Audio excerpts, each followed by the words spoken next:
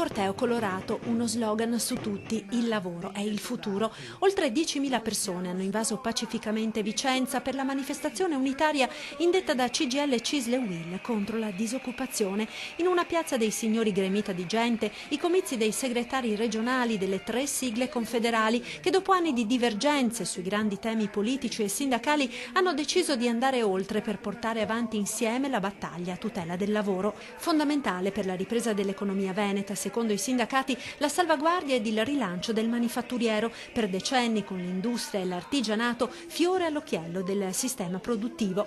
Ed in piazza oggi c'erano un po' tutti i settori, in prima fila, casco in testa come fossero in cantiere, i lavoratori delle costruzioni e dell'edilizia, uno dei comparti maggiormente colpiti dalla crisi. I dati sulla disoccupazione sono drammatici i posti di lavoro persi, che sono più di 50.000 nel settore, sono dati ufficiali dell'ultimo trimestre. Tutto il settore delle costruzioni perde più di 50.000 posti di lavoro nel Veneto.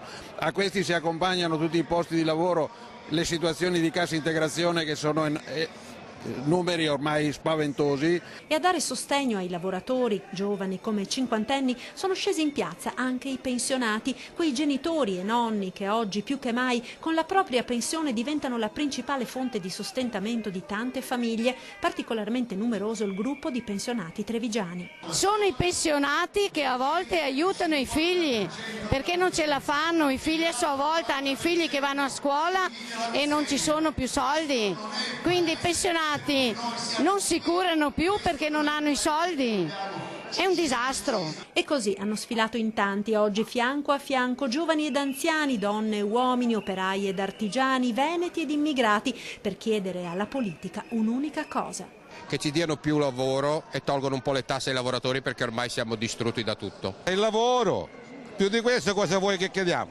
Questo manca in Italia purtroppo. Chiedere lavoro per tutti, soprattutto. Il lavoro.